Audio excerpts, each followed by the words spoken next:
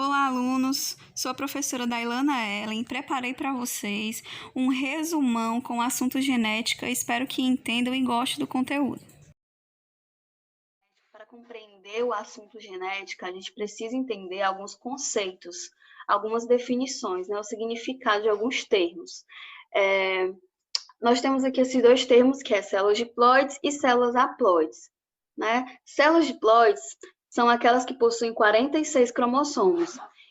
E as células haploides são aquelas que possuem 23 cromossomos. O nosso corpo, ele é todo formado por células diploides, com exceção das células reprodutoras, que são os nossos gametas, espermatozoide e óvulo, porque eles possuem 23 cromossomos. Então, quando eles se unem, né, quando acontece o processo da fecundação, eles formam uma célula que tem 46 cromossomos, que vai formar um indivíduo, um novo indivíduo. Genes são segmentos de moléculas existentes nos nossos cromossomos que são responsáveis pelas nossas características. Então, cada característica é necessário que tenha um gene do pai e um gene da mãe. Locus gênico é o lugar onde o gene está localizado dentro de um cromossomo. Cromossomos são estruturas celulares formadas de DNA e proteína, e nele vai conter os genes. Essas definições aqui eu quero que vocês deem uma atenção especial, que é dominância e recessividade, homozigose e heterozigose. O que é uma característica homozigota?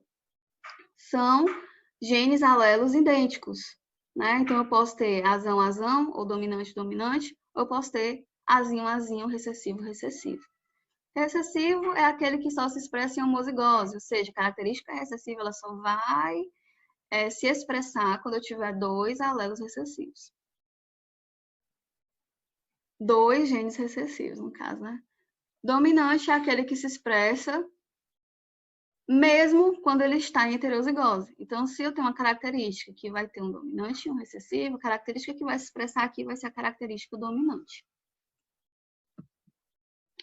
O que é genótipo e o que é fenótipo, né? Alguns erraram isso aqui na prova parcial, mas é muito importante que vocês compreendam a diferença, né? Genótipo é a constituição gênica de um indivíduo, certo? E ela vai ser representada por letras maiúsculas e minúsculas. Então, isso aqui é uma representação de um genótipo.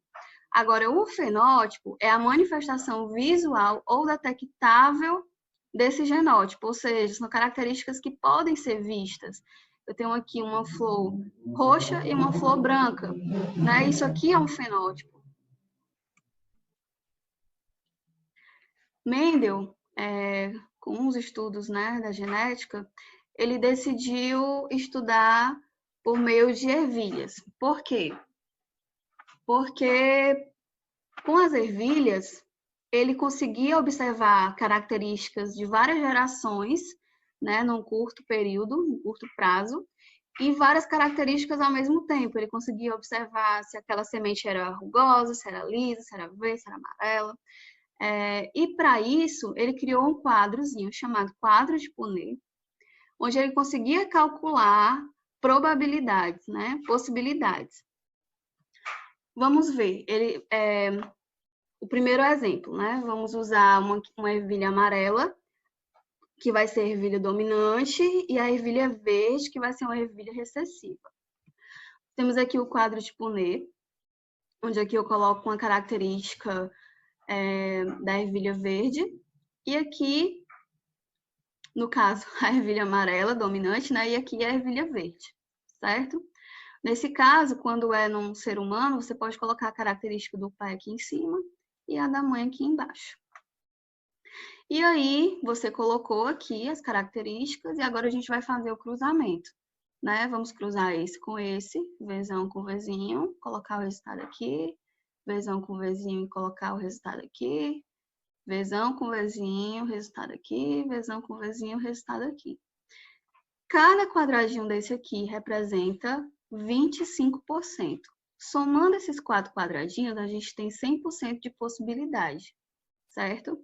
Nesse resultado aqui, vocês observaram que todos os indivíduos são heterozigotos e apresentam a característica dominante. Qual era a característica dominante? Ervilhas amarelas. Então, nós cruzamos aqui dois indivíduos homozigotos, homozigoto dominante e homozigoto recessivo, e nós tivemos 100% de prole heterozigótica, de ervilhas dominantes. Vamos fazer aqui um outro cruzamento. Nós temos aqui um homozigoto dominante e um heterozigoto, né? Vamos fazer aqui o cruzamento. Observem que o resultado, né? Nós temos homozigoto dominante, 50%, 50% de heterozigoto. Esses indivíduos aqui, algum vai apresentar característica recessiva? Não, por quê?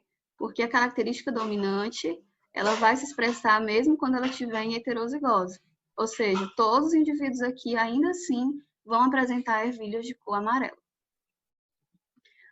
Outra possibilidade, vamos cruzar aqui dois indivíduos heterozigotos, certo? Vamos lá.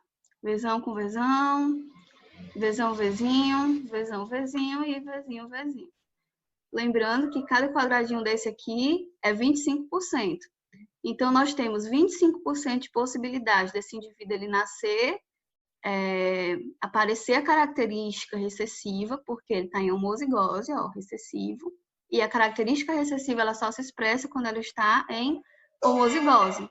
E nós temos aqui 75% de chance do indivíduo demonstrar, né, aparecer, se expressar em característica dominante. Pronto. Além do quadro de Punnett, foi criado um heredograma. O que é um heredograma? É uma árvore genealógica, também chamada de pedigree ou genealogia, tá? Onde você pode observar uma determinada característica entre relações de parentescos, né?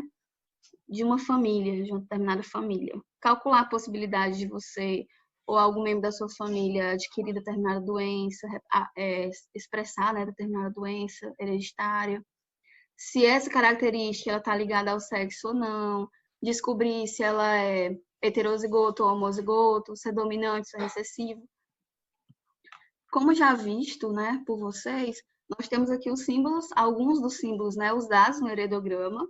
Tem um vídeo só falando de heredograma, tá? Vocês podem dar uma olhadinha. Então, pessoal, espero que tenham gostado. E alguma dúvida sobre o assunto, vocês podem escrever nos comentários, tá certo? Até a próxima!